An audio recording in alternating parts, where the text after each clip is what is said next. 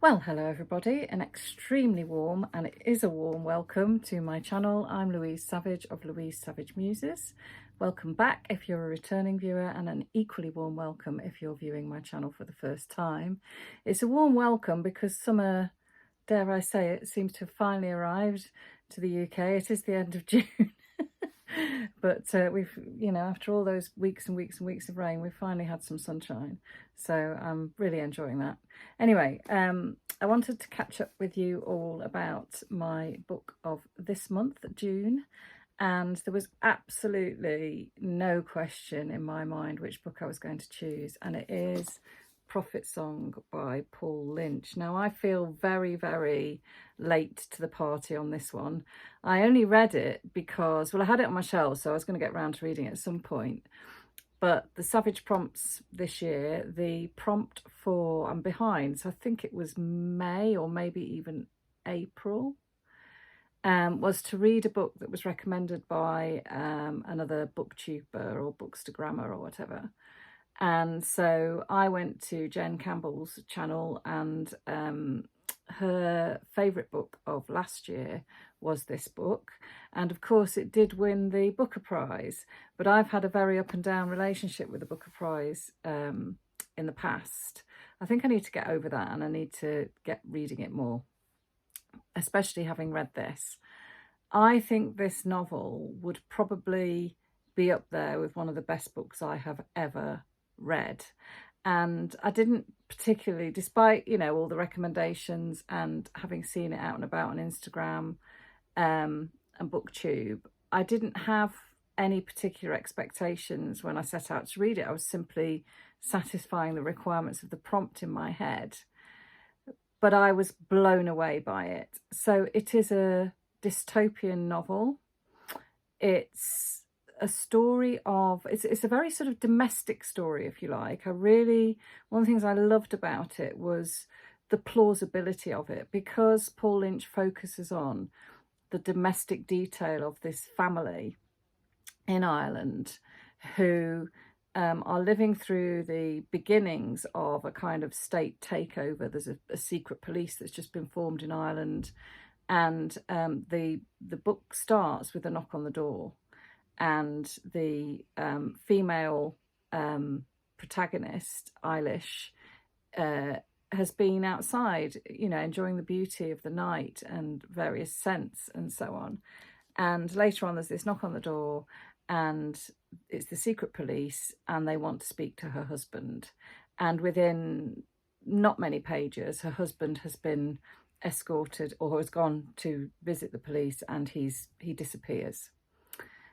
So his absence is a very important backdrop to the narrative. And it means that Eilish is on her own. She's got 3 or 4 children. I think it's 4. 1, 2, 3, 4. She's got 4 children, 1 girl, 3 boys. And the eldest is around about 16. The youngest is still a baby. And so she's living, the whole sort of story is framed by her kind of daily routine of washing, cooking, worrying about what's for tea, running the kids here, there and everywhere. So you've got all that, and it's so beautifully portrayed as well. It's also very, very recognisable.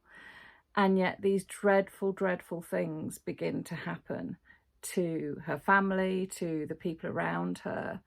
And I think one of the things that's very, very clever about this novel is that it's made even more plausible, because you've got every sort of section of every generation represented.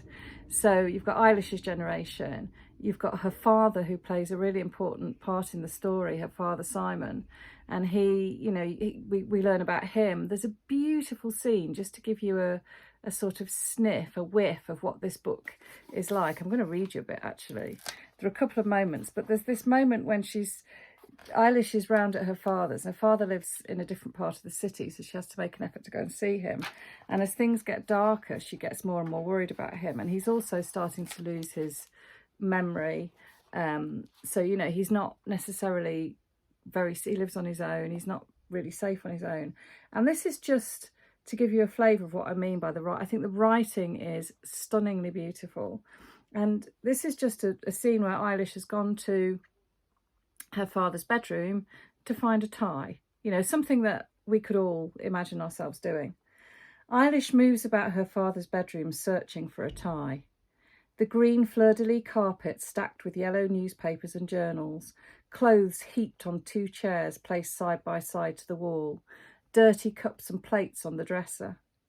She rummages through a drawer, meeting the odour of must, discoloured white shirts, a spider of old ties.